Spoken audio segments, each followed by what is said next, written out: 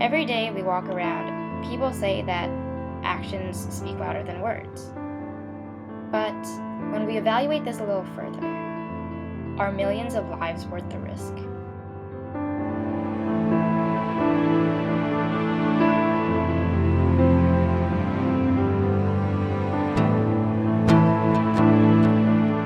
The victorious allies, which were British Empire, France, Russia, and the United States, met at the Paris Peace Conference to discuss the fate of Europe, the former of Ottoman Empire, and various colonies around the world. The Central Powers, which was Germany and Austria-Hungary and Russia, were not allowed to take part in the negotiations. Woodrow Wilson was once a strong leader of the Big Four who dominated the Paris Peace Conference. He was a dedicated reformer. He urged for peace without victory based on the 14 points. Two other Allied leaders at the peace conference had different aims. British Prime Minister David Lloyd George had promised to build a post-war Britain fit for heroes, a goal that would cost money.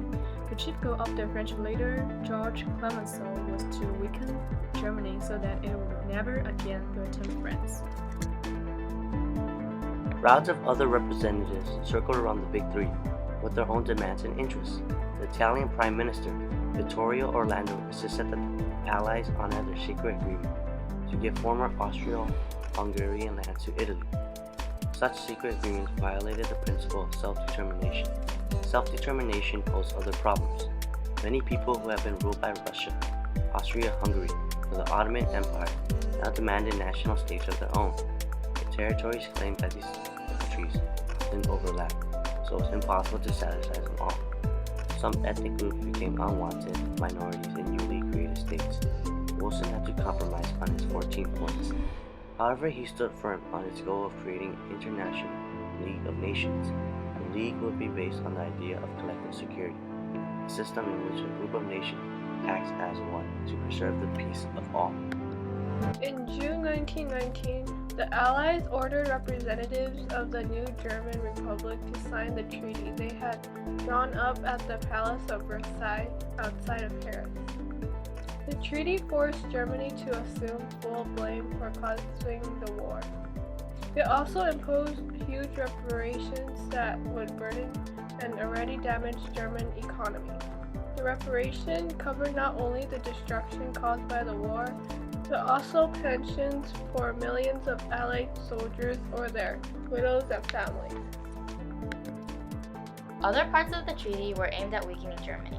The treaty severely limited the size of the once feared German military. It returned Alsace and Lorraine to France. It removed hundreds of square miles of territory from western and eastern Germany, and it stripped Germany of its overseas colonies. The treaty compelled many Germans to leave the homes they had made in Russia, Poland, Alsace-Lorraine, and the German colonies to return to Germany or Austria. The Germans signed it because they had no choice. Even though the terms were not exactly fair, the treaty ended the war. If the war continued, millions would have continued to die, and countries would still be in turmoil. At the end of the day, actions were not better, words were. The pen is mightier than the sword.